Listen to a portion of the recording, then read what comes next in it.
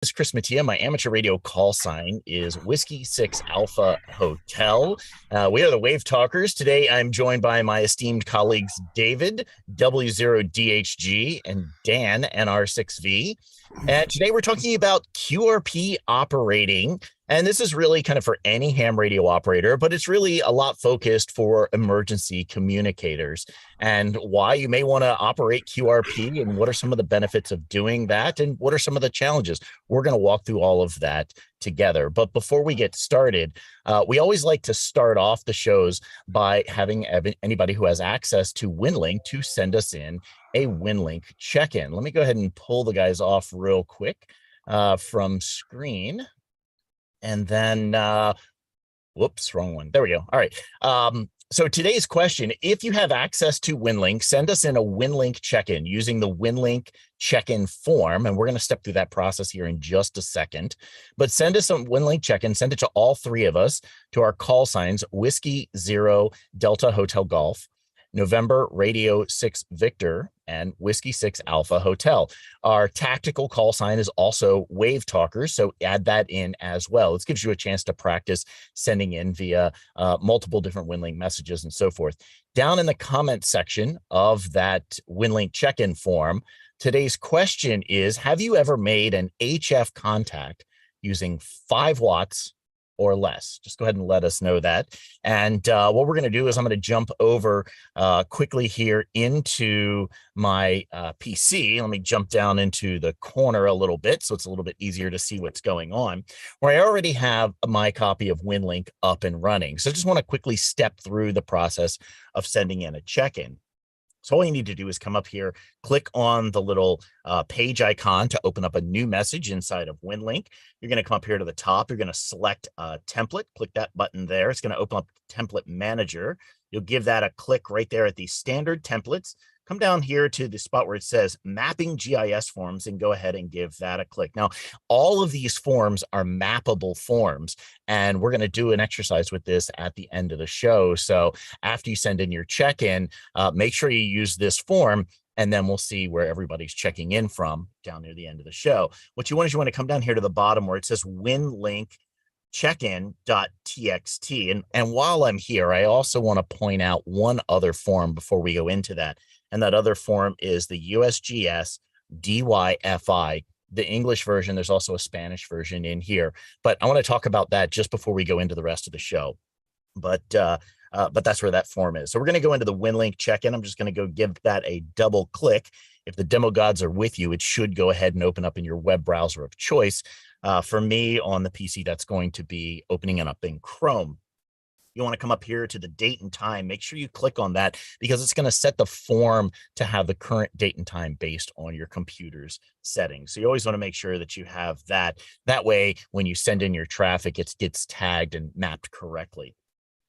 So you want to make sure that you can select the status of what type of check-in this is. This is going to be an exercise, so go ahead and have that selected. You can let us know what band you're sending in your check-in from. If you're going to use the internet, then go ahead and just select NA and select Telnet here. But if you're going to use HF, go ahead and select the appropriate bands and mode that you're going to send. In the send to, that's where you're going to put all of our call signs in there, W0DHG, NR6V, W6AH, and our tactical call sign WaveTalkers. Just separate each of those with a semicolon. You're going to enter in the call sign of the initial operator on site. That's going to be your call sign. Station contact, if there are any other stations there operating with you, and your call sign. You're going to fill in the location information. It's real important to make sure you get that latitude and longitude filled in.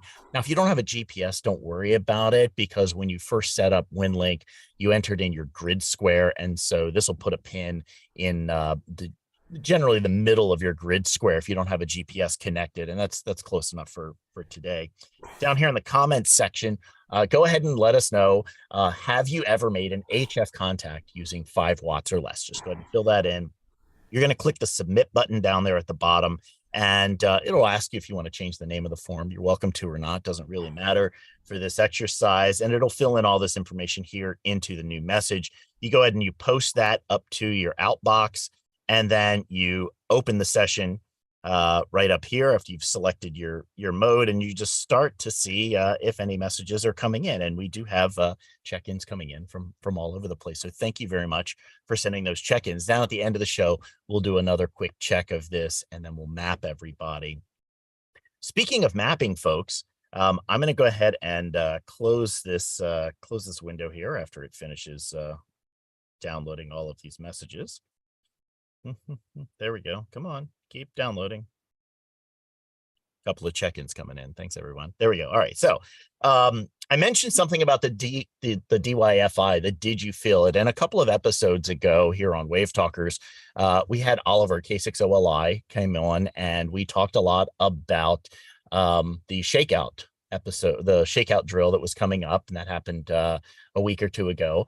And but we walked through how to send in a DYFI report, and lots of you did, and we really appreciate everyone who did participate in the shakeout. But anytime you do, there is an earthquake and you fill out a DYFI, please go ahead and add WaveTalkers into the CC field so we can get a copy of it. And turns out there were some earthquakes this past week, and there's a whole group of folks that are joining us from the Philippines who watch us on a regular basis now, and they sent in DYFI reports this week, and they were real events. So if we come up here and we come up to the little globe icon, I click on that, it brings up the little maps and CSV. We'll do this at the end for the general check-ins.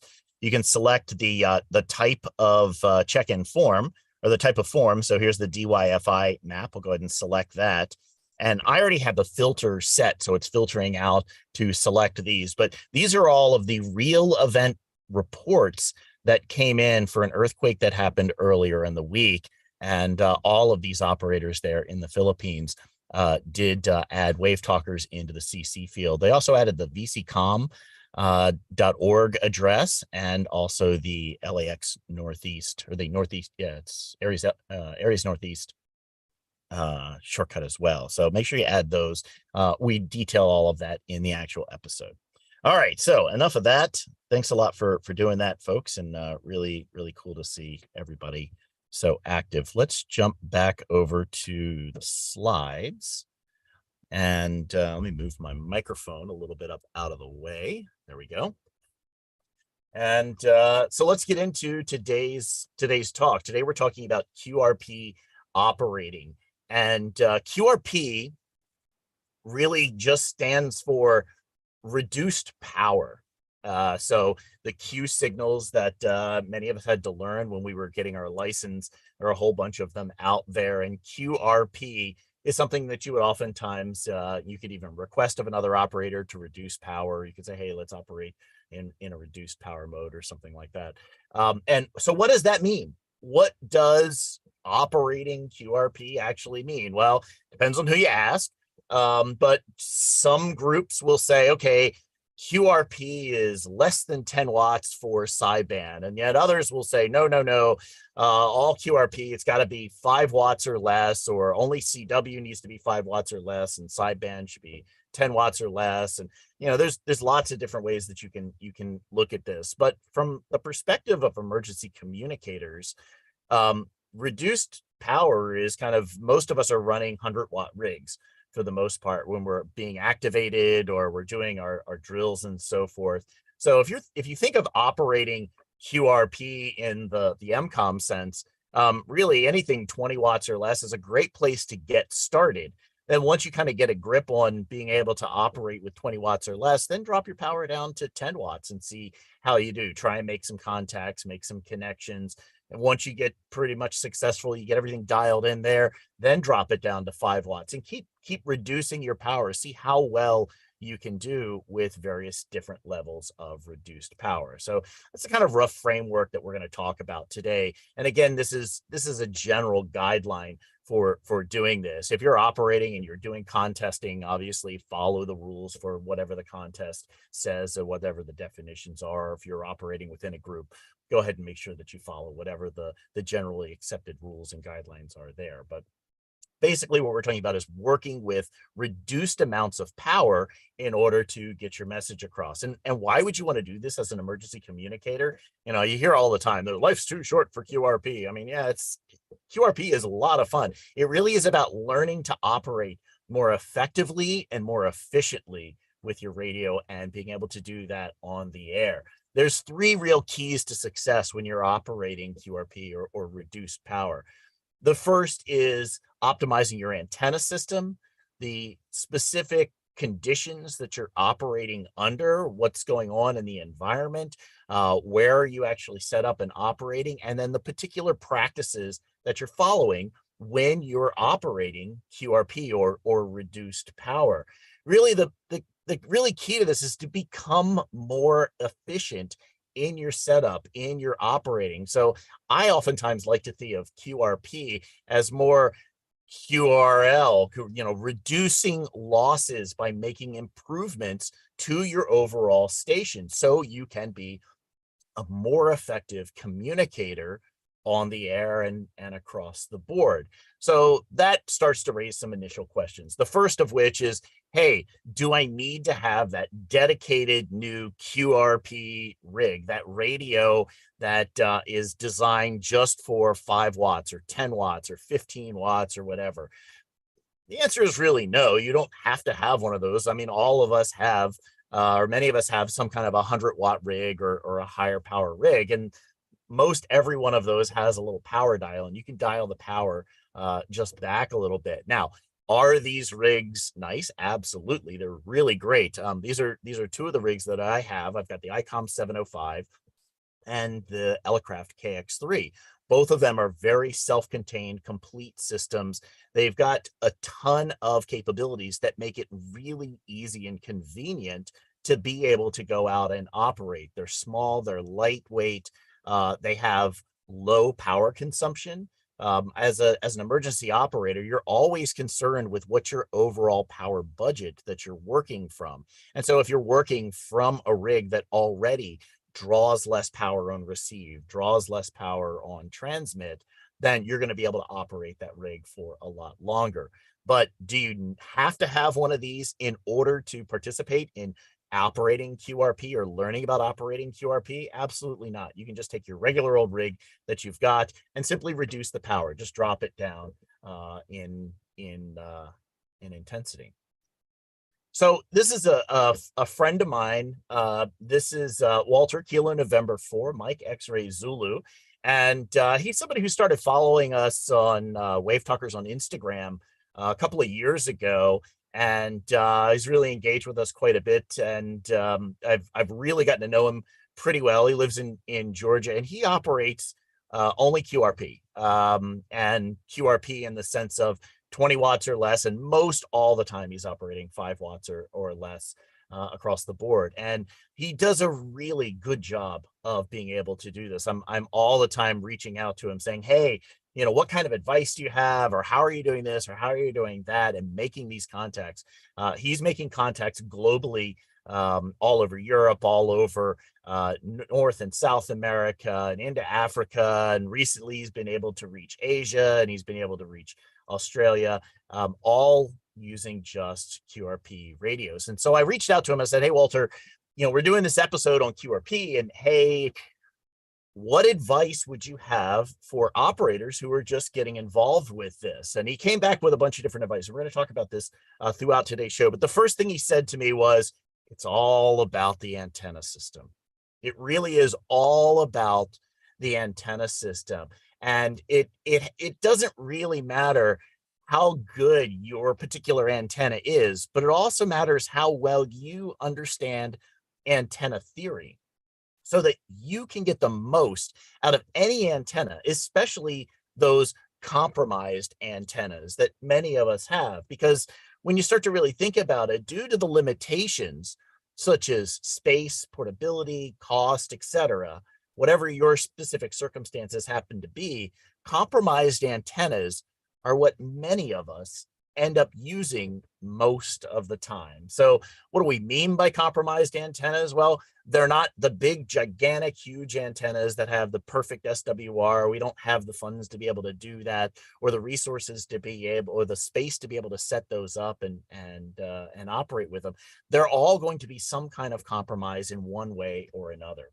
So rather than just thinking about just your particular antenna, I'd encourage you to think about your entire antenna system from a holistic approach. We already talked about the radio. You already have a radio. So let's talk about the rest of the system that goes into transmitting and making contacts. And the first component of that, right when the signal leaves your radio, is your antenna feed line system. And when you're choosing a feed line, you need to think about, for each different type of cable, there's some chart somewhere. This is one I found online from a company called Universal Radio, and I just copied it on there just to show as an illustration here. Each different type of cable has different losses associated with it. So using this chart, if we just look at that, for instance, if you choose LMR 400 and you're operating in the HF bands, then more than likely that cable is going to lose roughly about 0.7 decibels of signal per 100 feet. But if you start operating in UHF at LMR 400, it's going to lose about 2.7 dB, which is roughly about 3 dB. When you think about the decibel scale, every 3 dB is half of the power. It's a logarithmic scale. We're not going to go into all of the math here, but just if you realize that, hey, if I'm putting out, say, 100 watts on UHF and my cable has 2.7 dBs of loss, and I use that 100-foot cable because that's the one cable that I have, that 100 watts is now 50 watts of power by the time it just gets to your antenna. And it gets worse depending on the cable that you're using. So for instance, if you're using RG8X, according to this, you're looking at roughly about, in the HF bands, you're looking about 2 dB of loss per 100 feet. But in UHF, you're looking at 8.1 dB of loss. So remember, every 3, you're cutting it in half. So 8.1, 3 plus 3, that's 6. So you're already down to 25% and less of the power that's actually even getting to the antenna. So when you go to choose your coax, think about this. Think about how much power you're actually getting out. And as emergency communicators, more than likely, when you go out, if you get a call, you're not going to be operating QRP at that point. You're going to be operating with more power. If you can make the contacts on lower power, by the time you're able to crank the power up, or you need to crank the power up to get that message delivered, you're going to be much more effective as a communicator. So let's also think with your feed line, you also need to consider the care and feeding of your feed line. So when you get that new feed line, it's nice, it works great, it has basically the specs that it had when you purchased it. But over time, after using it, I was talking to Dave before the show, and he says, yeah, the feed line that I've got to one of my antennas, it's been out there for, I don't know, 6 years or 7 years or something like that. It's probably time to check that. It's probably time, over time, the cable actually does degrade. The more you use the cable, especially if you're out operating portable, the more likely it's going to get damaged. So one thing to do is think about how you're coiling your cables up. So we've all gotten that new cable and you pull it out and it's a complete tangle. It's a complete mess when you go to use that. So what you want to do when you're coiling your coax cable, instead of doing this, like putting it around your arm, that's like one of the absolute worst things you can do. Don't do that to your cable. It's going to put tight kinks and bends in the cable itself. And I've got mine here. It's just a complete little disaster zone here in the booth. But when you go to coil it, start with the end of the cable and just bring the cable together, and you can do this kind of like little tiny twist, and you'll see that it forms a nice loop. And if I twisted it under like this, the next time, twist it over and let it kind of, what it's going to do is it's going to make it so when that cable comes out, it's going to come out smoothly and it's not going to get all kinked up and it's not going to bend it. So practice you can start off with a line, start off with a rope to try this, and take the line, bring it in, twist it up on one side, and then back the other way. And you want to alternate back and forth. And what that'll do is when you then take and throw the line, it will feed out nice and cleanly. Your coax cable is going to do a similar thing. It'll also help protect the braid of the cable as well when you coil it in that manner. Another thing that you want to consider is, as far as the care and feeding of your cable, is to use some kind of sealant. So this is that stretch and seal tape. You can pick it up, online or kind of anywhere. It's like a rubberized tape, and you just kind of wrap it around where you make your coax connection, and it creates a waterproof seal around that. We went out and operated for the Great Shakeout last year here in Southern California. And when I was setting up the antennas, I quickly pulled out a roll of this stretch and seal and wrapped it around the connections. And I remember Dave going, "We're in Southern California, man. Like, why are you worrying about waterproofing your cables?" And about an hour later, it started raining. And I mean, so it can happen kind of anywhere. Getting water inside of your coax is bad news. It's going to not protect the life of the coax. So this is just good operating procedures no matter where you are. So all of the losses are additive. So if you control a little bit the losses coming from your coax, you also want to optimize your antenna. And last week, we spent an entire week talking about antenna optimization. And I see a question just came into the chat. How about using electrical tape? Electrical tape will work. It's kind of the quick adjustment for that. That stretch and seal tape actually works a lot better than the electrical tape. It's also easier to come off, and it doesn't leave that residue on your cable as well. So antenna optimization for a dipole.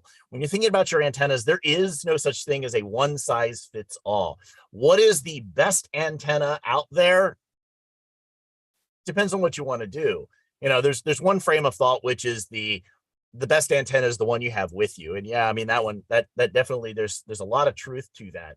But you want to make sure that you can select the antenna based on the specific mission of what you're planning on doing, what you need to do, because not all antennas are created equal. Many are very specialized for doing a particular type of communication. And last week, we talked a lot about a lot of the general properties that are that many antennas have. And so if you didn't see that one, go back and watch last week's episode, because it'll help fill in some of these gaps. How you deploy an antenna is oftentimes just as important, or almost more important, than which antenna you're deploying.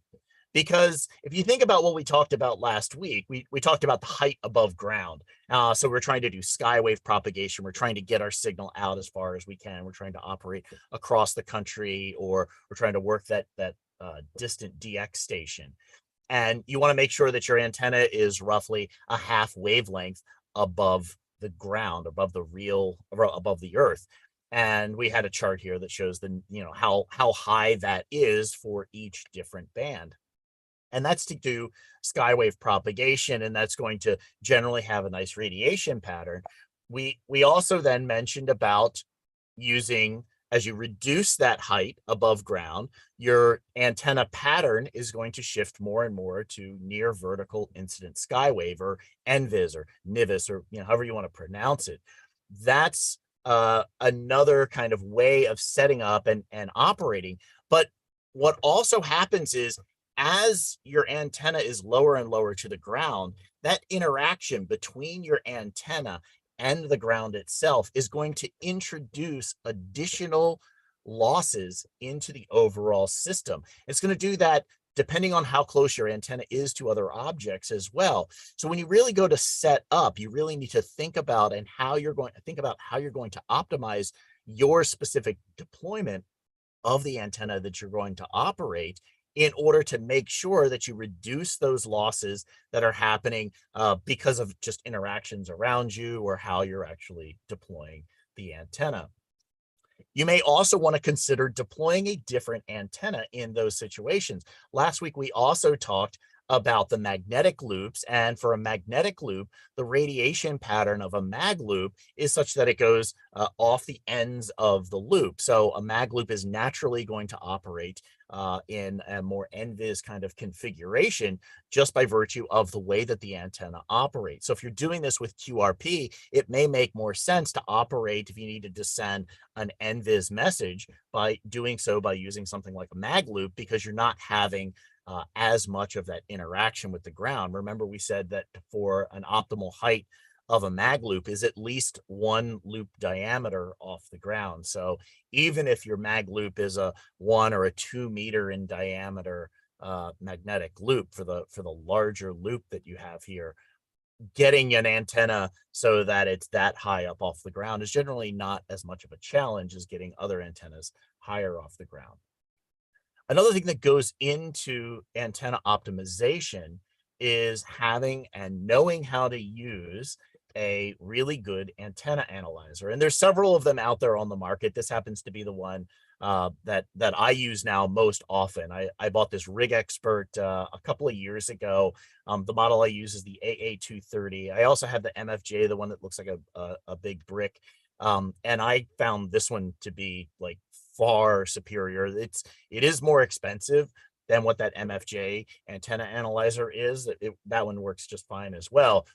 But you end up with a lot of real nice benefits from this. And I want to step through kind of just one example. So you take your antenna and you set your antenna up to be able to operate QRP or kind of any mode, and you want to be able to sweep the band with it.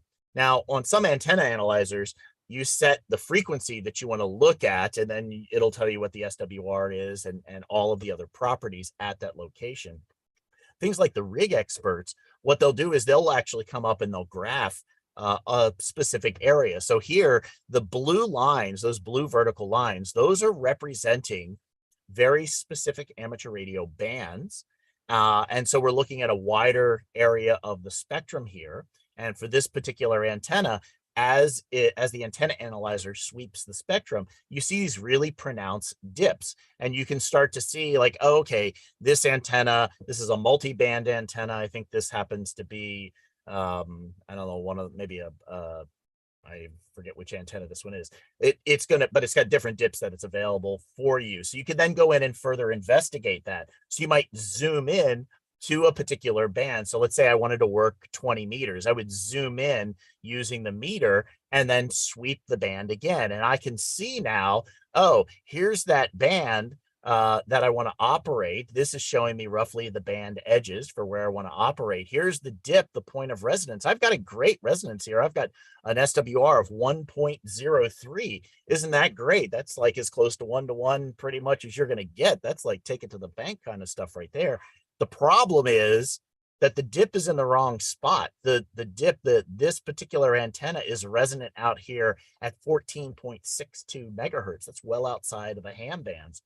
So in order to get that particular antenna to be resonant, what you want to do is you want to make some adjustments to the antenna so you can drive that dip so that it falls right in the area that you want to operate in. And if we think back to last week, we talked about how do you tune a dipole? Well, I mentioned that you sweep the band. That's using that antenna analyzer, and it creates some kind of dip. And in this case, the dip is much higher. So if we wanted to move it further to out of the range, then we would shorten that antenna, shorten the legs of the antenna, maybe take some of the turns off of the coil. If we were using a coil loaded antenna, we would do some of that in order to electrically shorten the antenna. That will raise the dip up in one direction. Whereas if we electrically lengthen the antenna, we put more induction into a coil, we take the lengths of the dipole, we stretch them out just a little bit,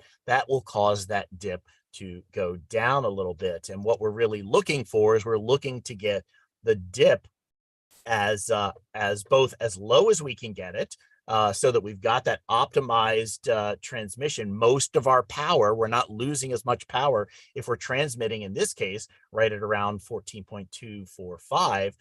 Most of that power is being pushed out of the antenna at that point.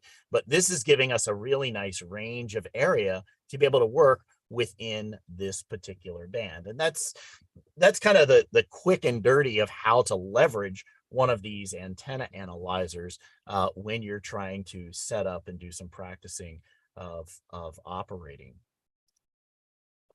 The ground system that you set up, this is another one of the quotes from Walter, the ground system is absolutely key for both efficiency and effectiveness. So one of the things that I'm always impressed with how he's setting up and how he's operating his QRP. So in this case, he's using a Buddy Stick Pro. You can see the edge of one of the tripod legs here.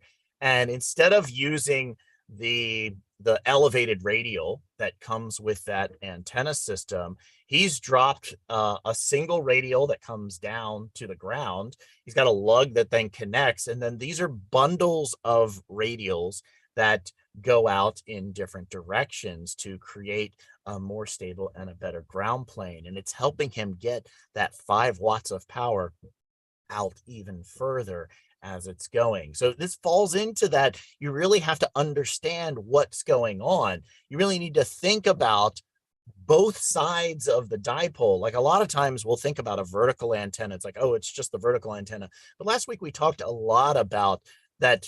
Basically, if it's not a loop, it's a dipole when it comes to all of our amateur radio antennas. And so you really have to think about that balance between the two, because the radiating element, the side of your antenna, that's the active element, that radiating element, it needs something to push against. So if you're operating a vertical antenna, you need some additional radials. You need some kind of a ground plane for that signal to be able to push out and be balanced as it goes out. Otherwise, there's lots of other interactions that are going on inside of the antenna system that is going to reduce the amount of power that you're able to actually propagate out.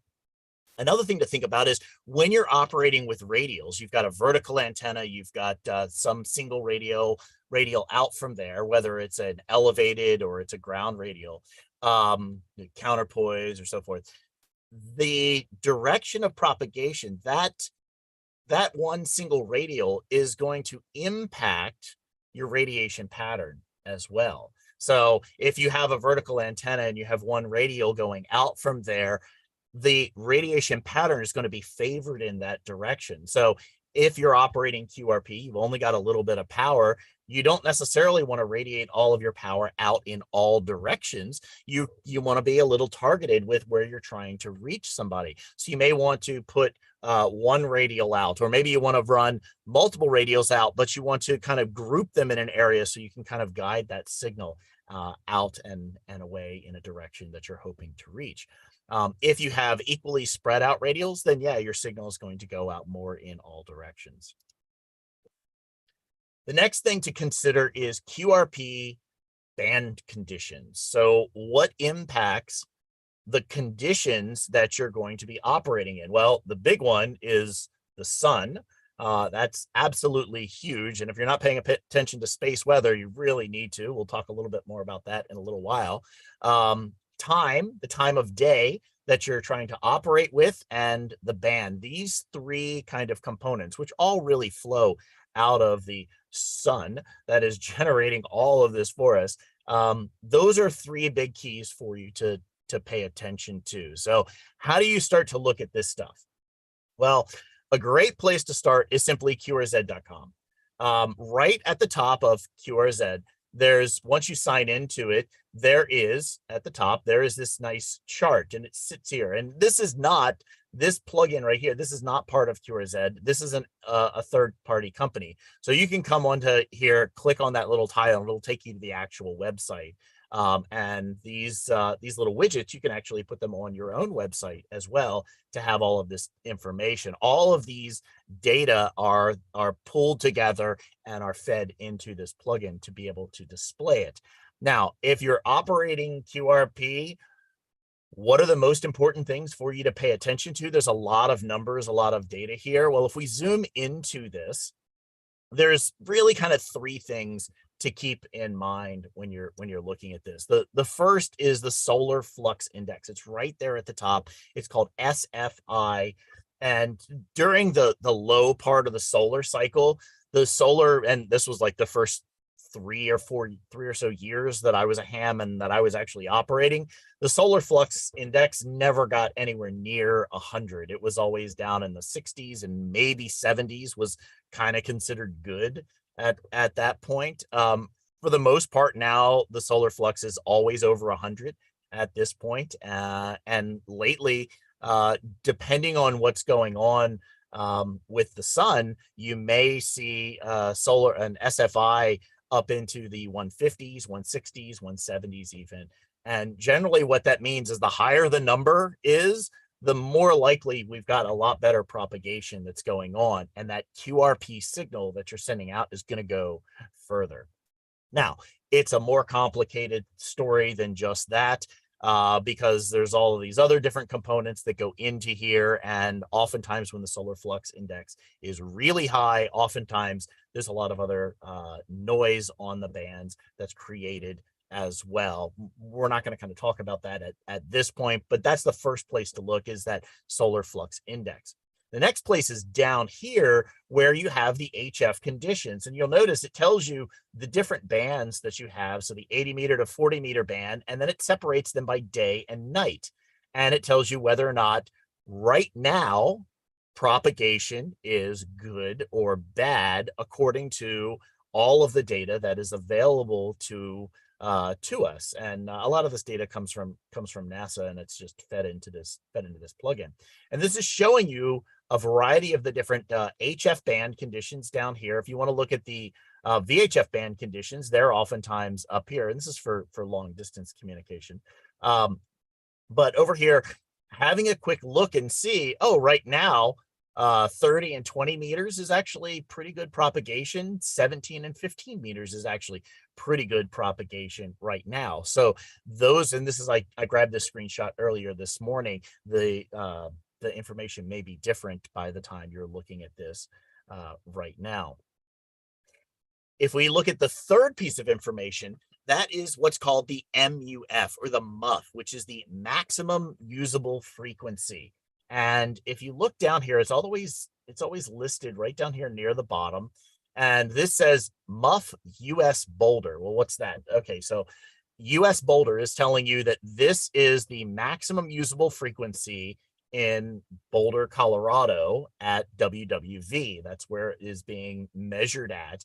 And this frequency, 28.4 megahertz, that's the highest frequency that you're going to get skywave propagation to be able to operate with. If you go to a frequency higher than that, your signal is just going to go out into space. It's not going to be refracted back down back in towards the Earth, so that other people would be able to communicate with you. So that number right there, as a QRP operator, gives you a nice guide to kind of look at. And you can say, hey, the closer I can operate to the MUF frequency, as far as the band that you're going to operate on, the more likely your signal is going to go a little bit further. So what does that mean? Well, I know a lot of us will prefer to operate on 20 meters or 40 meters or 80 meters, but when you're practicing operating on QRP, adjust the band that you're operating on based on the conditions, because you're going to gain a lot of experience by just operating in some other bands rather than just staying in one particular band all the time. So you may want to explore some of these other lower bands. As propagation, as the solar flux index has raised up, a lot of the propagation on some of these lower bands has greatly improved. So I've been really surprised over the summertime. I was able to operate on 12 and 15 meters, which I haven't done a whole lot of operating on before. And I was working stations literally all over the world. I was really impressed with how well those different bands were operating. And a lot of that comes from this information. Now, where do you learn more about this stuff? Well, Tamitha Scove runs a YouTube channel. It's called Space Weather Woman. If you're not subscribed to her, go subscribe. Go click the subscribe thing on her website. And it's usually, I think it's every Wednesday or Thursday, she puts out a new space weather report. And they're usually only about 10 or 15 minutes long. And she goes through a lot of this information in a lot more detail, way better than I understand it. I have learned a ton from watching her on her weekly webcast, and she also then tells you, like, where's the propagation going to be, what's, what kind of bands are you going to be operating, what's the noise going to be on the bands, and so forth. And all of that is coming from what's happening with the sun and how the solar wind is interacting with the ionosphere and all of that stuff. So definitely go check her out. Another thing to keep in mind when you're trying to optimize for the conditions is to think about what's called the gray line. Now, what the heck is the gray line? Well, the gray line is this magical barrier between light and dark, good and evil, where the daytime and the nighttime around the Earth meet each other. When you went through your amateur radio license, you learned about the ionosphere, and you learned about the different layers of the ionosphere that were up there, and the F layer and the D layer and all of those different ones. What happens is some of those layers are there in the daytime, others are there in the nighttime. And where you have this gray line, the two kind of come together, and they form this really nice magical property where your propagation, your signals, will actually propagate around the world along the direction of this line, of this barrier. So as you go onto places like, this is just a screenshot from pskreporter.info, you can go on there and it will show you where is the gray line currently right now and where it's at. And so you can literally look. So like if we were, let's say we were here in Africa and we wanted to talk to Terry over here in New Zealand, or Terry over here in New Zealand, he wanted to work this station that's out here in the Canary Islands. What he could do is he could point his antenna, pointed in the direction of the gray line where it's going to travel, and his signal will oftentimes be picked up by that barrier, and it'll kind of ride right along that edge. And more than likely, he'd be able to work some of the stations that are over here in that location. So just being able to take your antenna and orient it, if you've got a directional antenna, in the orientation of the gray line, really can make a huge difference in your ability to work specific stations or work longer distances. This travels around the world as the Earth rotates every day. It also adjusts vertically up and down as the seasons change. So currently you can see we're pretty close to even at this point for day and night, because we're pretty close to the fall equinox. Once we flip over and we get more into the northern hemisphere's winter, we'll have more of the darkness side of the Earth will be up here in the northern hemisphere, and more of the daylight time of the Earth will be down in the southern hemisphere. And then as we reach the solstices, those flip around. Very, very cool and super helpful stuff. And it really helps. You can also start to see within this which bands you're more likely to be able to operate in. So if you think about it in very general terms, the higher bands tend to do better during the day. So 20 meters, 17, 15, 12 meters, 10 meters. So if you're wanting to send some HF communications and it's in the middle of the day, going for some of the more nighttime bands of 40 meters, 60 meters, 80 meters, you're probably not going to get very far. And this is, again, a general rule, because along some of the bands that are kind of in the middle here will tend to work during both day and night. And you can go ahead and you can check that propagation table that we just looked at to see kind of where that break-even point is located. So that's kind of just a general guide for you to have a look at some of the lower bands, higher bands, and how just the simple thing of what's light and dark around the planet, how that interacts. I reached out to some other ham radio operators, one of which is a local ham who we operate with, AI6YR. His name's Ben, and this is obviously not a picture of Ben, but you might be familiar with this because it was all over the news. Ben is the person who found this particular lost hiker from just this picture. He was able to use some ham magic in order to be able to figure out where this lost hiker was located. Pretty cool story. But I reached out to Ben. I said, same thing. Like, what advice do you have for folks learning to do QRP? And he said, band conditions are everything. Higher bands, 17 meters and plus, they tend to be better for QRP. And his last bit of advice was have patience. uh, don't go out there and think you're just going to make you're just going to push the mic and you're going to make a contact right away. More than likely, you're going to have to work at it in order to make that contact via QRP. And that's really part of the point of why we're talking about this in the first place, because you need to reevaluate and rethink about your own operating practices when you're operating QRP. You need to learn to listen better to the bands, to the communications that are going on, so you can optimize your time when you're trying to make that contact to make the connection. So for instance, if you're on the bands and you're listening to somebody call CQ, they throw out their call sign, they're giving whatever the thing that they're saying, and they'll say Q or Z, which means who's calling me. I've called CQ, I've given you my call sign. Q or Z, a lot of times on HF, after they've got a pile up, they'll just say Q or Z after they've completed a contact. Listen for a little while, because what'll happen is you'll hear the pile up as it takes place, and you're trying to think to yourself, like, who the heck is this person going to be able to operate? Who are they going to pick up? And you want to listen when you listen in on trying to get in on a QSO, listen multiple times, 3 to 5 times to the sequence. And more than likely, they're going to pick one of 3 people. They're going to pick the very first person who beats into the pile up and throws out their call sign. And this is a particular strategy some people will use in order to try and jump right in there and grab the attention of the operator. Sometimes they'll pick on the big station, the one that's pushing lots of power. They've got the big giant antenna set up there, and they're just overshadowing the rest of the noise that's coming in. They're able to punch through the pileup.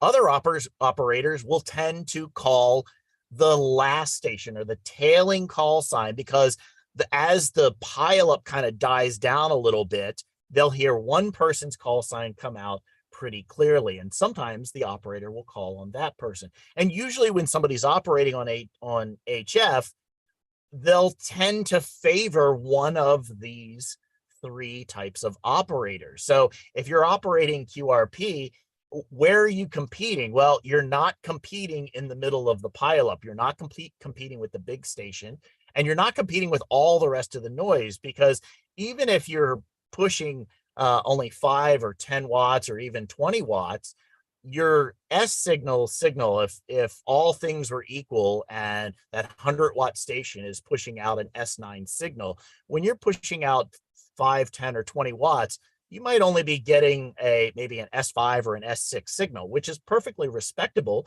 and perfectly able to be heard.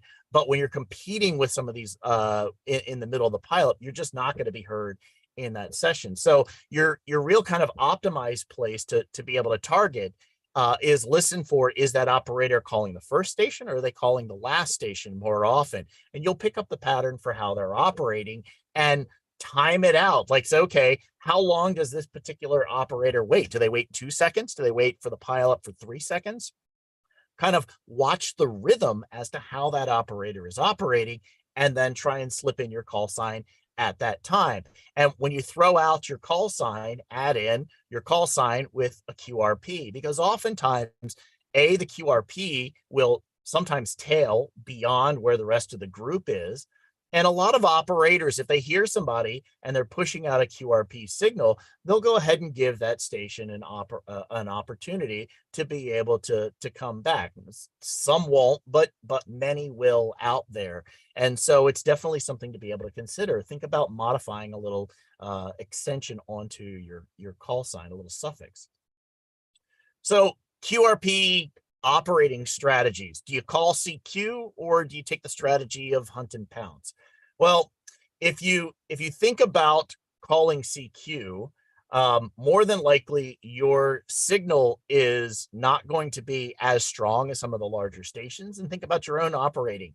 When you hop onto the band, if you've got a spectrum scope, you quickly look at the overall spectrum scope. You look for the really bright, hot signals. You're going to more tend towards those at that point. So if you're operating QRP, you're calling CQ, more than likely you're not going to get a lot of people responding to you. at that time. So a hunt and pounce approach might work out a little better. That said, once you get more experience doing this, if you start operating, say, parks on the air, POTA, or summits on the air, SOTA, or any of the other kind of special things, once you get yourself spotted, all bets are off. You'll end up with a pile up pretty much no matter what you're doing, and it'll give you a really good opportunity to be able to work a lot of stations. It's one of the fun things about doing that. But that aside, if you talk about that hunt and pounce strategy, think about where your antenna is optimized within the band for. What's the range of frequencies that is your kind of like sweet spot where you're going to get the most transmission, the most power out of that 5 watts or 10 watts or whatever that you're pushing? Where is that location? Then take that location, start from maybe the top of that section of the band, and then listen down the band. Just go through, listen to each of the different stations that are there, and use that as a strategy. Or start from the bottom of that section of the band and listen up the band, but go in one direction. Don't just like jump into the middle, like here's my sweet spot, and just start kind of randomly going all over the place. Come up with some kind of a search pattern that you can then follow through to be able to try and optimize. Also, think about listening for signal strength when you're doing this. So if you already have a low powered station, then more than likely your other low powered stations, you're probably going to hear better than you can transmit.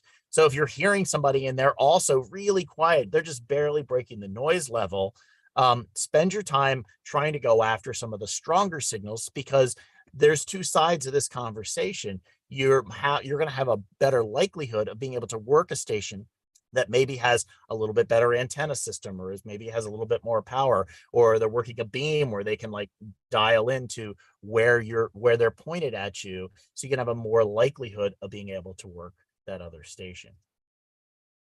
Walter had some other advice for us. He said, saying your call sign fast doesn't mean much to that other operator. You know, every time we're on our emergency communications weekly check-in nets, you always hear operators come on there, W6AH, W0DHG, NR6V. I do it at the beginning of the show. For me, that's my call sign. I know what it is. I'm clicking I'm checking a box, and as you operate with a group of people, many of them will recognize your voice. But when you're operating on HF, people don't recognize your voice because they're all kind of new contacts to you. Sometimes you'll pick somebody up who does, but for by and large, you need to adjust how you're using your call sign. Strive to be copyable the first time you throw out your call sign.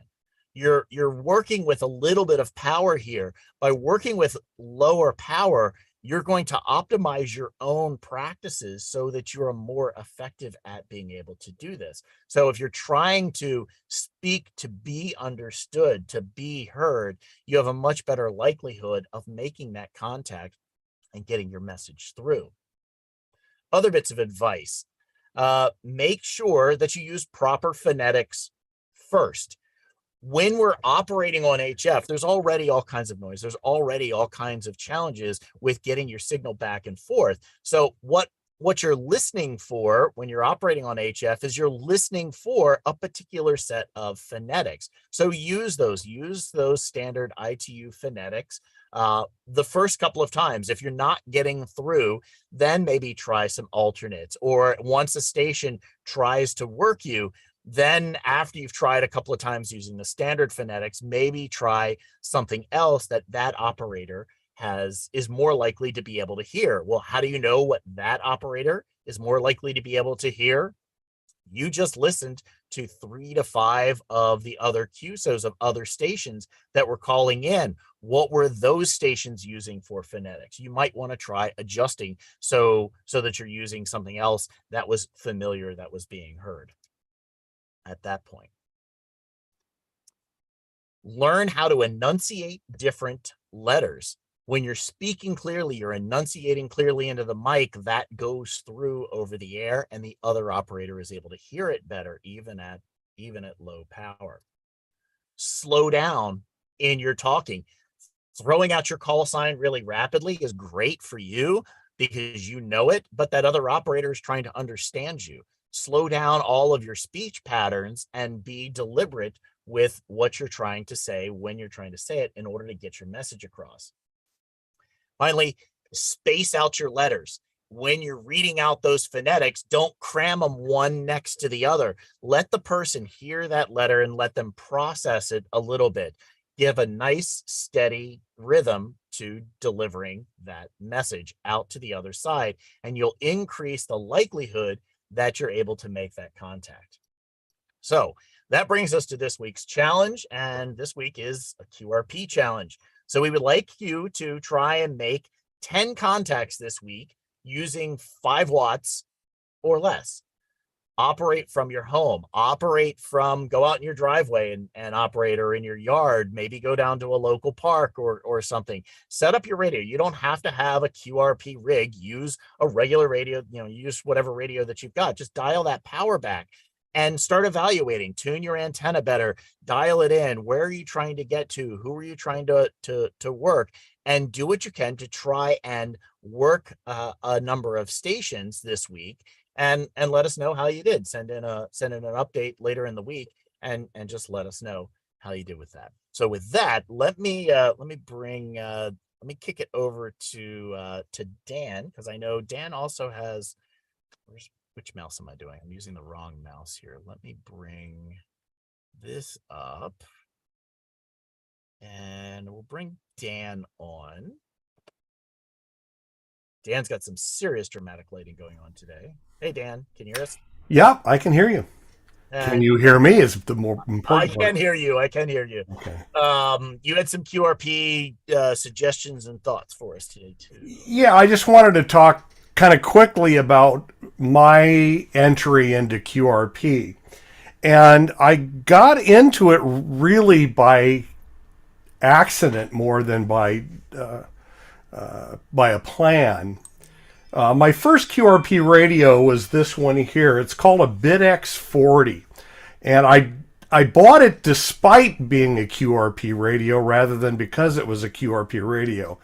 It's a kit, and it's a fairly simple kit because the board is assembled and you're just basically wiring up the tuning controls and the volume controls and microphone and all that. So to me, it was kind of an entry into kit building. It was $50. So for a 40 meter radio. So I bought that, played with it, made some pretty good contacts with it, had fun with it. And then the same group that made this, they're out of India, they came up with a new radio called the MicroBitX. And this radio is a 10 through 80 meter radio that intrigued me. So I ordered that kit. I got a fairly early kit, and life got in the way and I never built it. So mine's a version 4. They're on version 6 now, and the radio is substantially different than mine. As a matter of fact, I just built this kit. I'm still working on it in the last couple of weeks because it's been sitting on the shelf. And now my curiosity is, what in the new radios should I be looking to try to incorporate? But it's $150, or I think it's $200 if you buy it with the case and all that. This one requires, to the best of my knowledge, no soldering. It's all plug and play. You just basically are assembling it. The neat thing about this is there's a very active user group that they've got all kinds of hacks for doing digital modes and all that kind of thing. So it was really interesting, and I'm interested to play with it a little bit more, but we'll see where that goes. The next thing I bought, and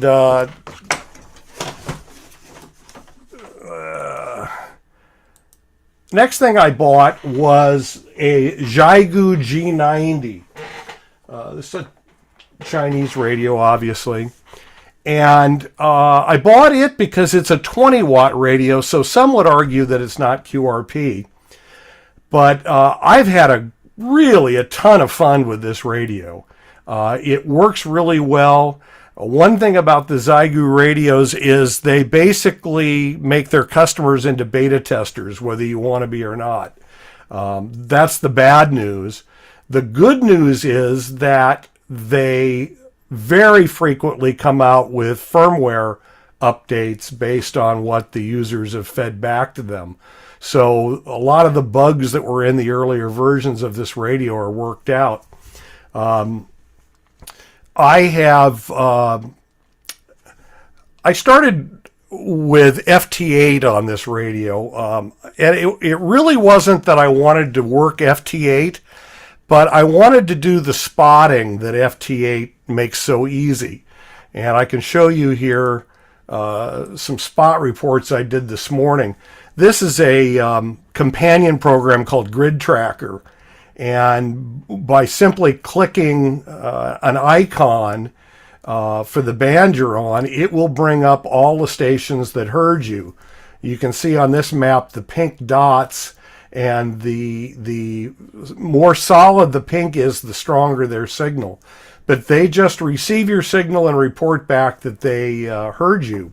And that's why I started playing with FT8. I wanted to do the signal report so I could get an idea how well my radio was working and how well my antenna was working.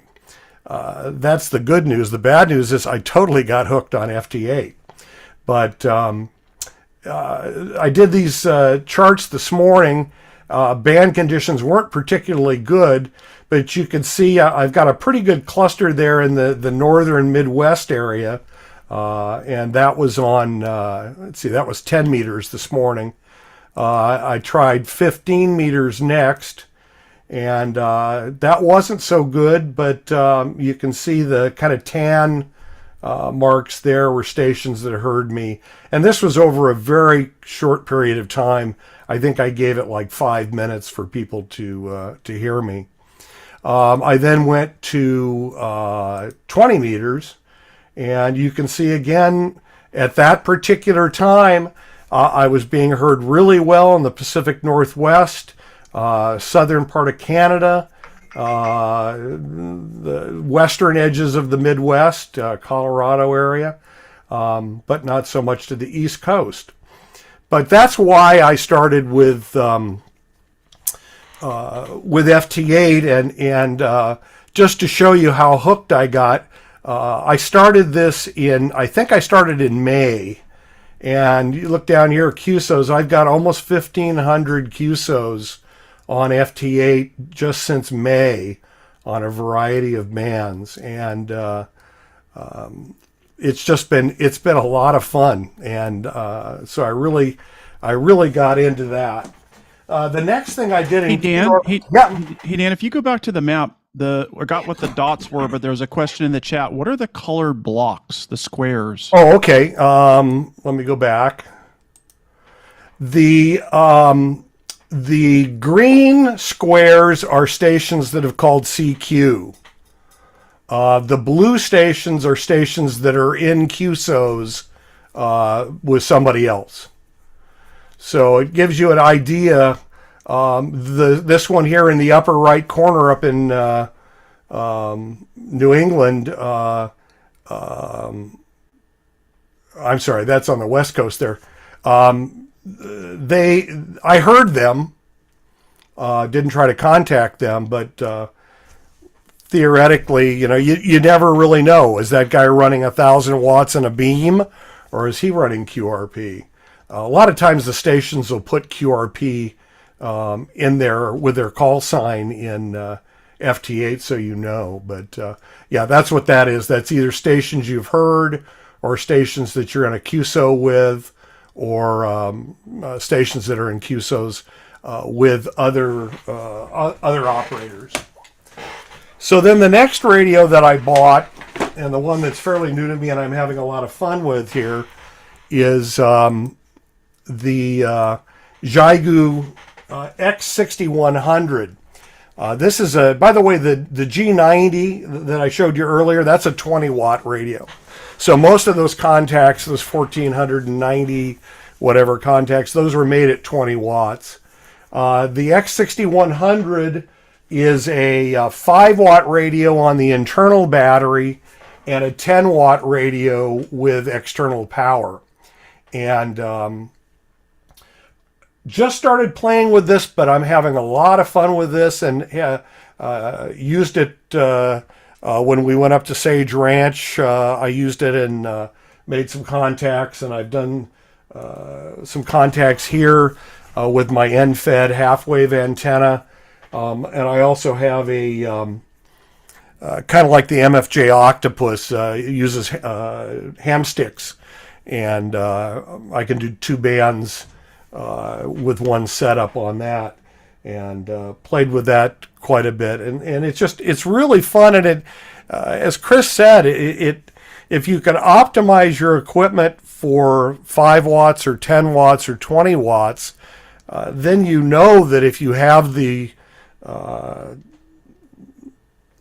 joy of having higher power, that you're going to do quite well. So I think for MCOM, QRP has a really good place, and like I say, I've really had fun with it, and so that's kind of my journey in that.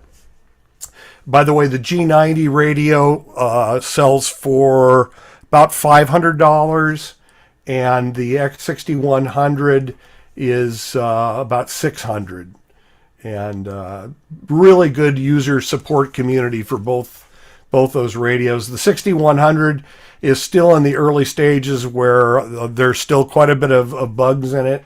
When it first came out, the Bluetooth didn't work. I think the Wi-Fi didn't work.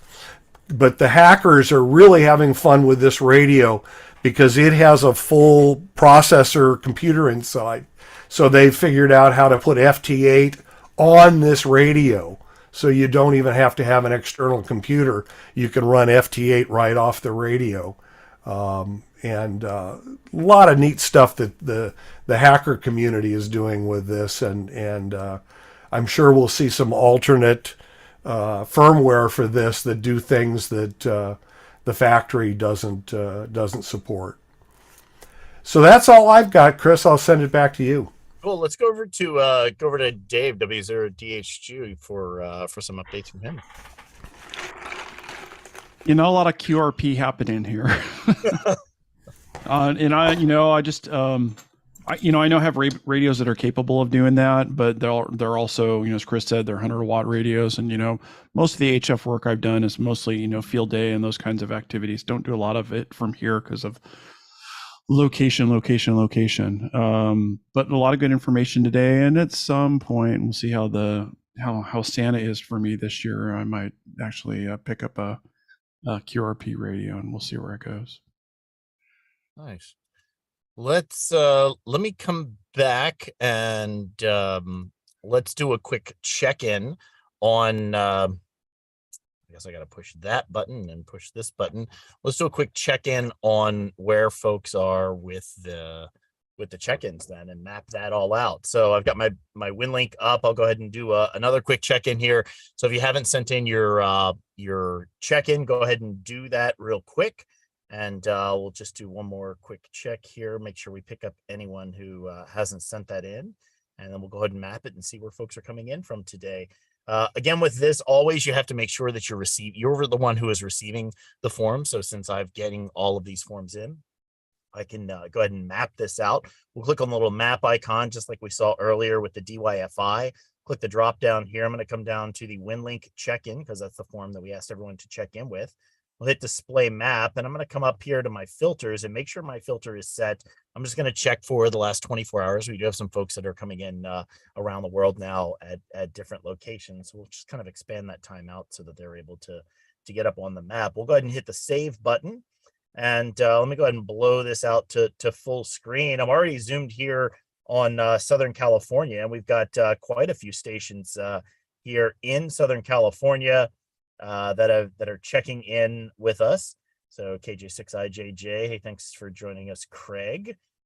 some stations over here, several of them out here in the high desert, and we've got some folks coming in over from Vegas, folks up here in Northern California, joining us up here in the Bay Area, up in the Piedmont area, KE6FIQ, up there in Reading, K6JGA. Let me go ahead and we'll zoom out some more.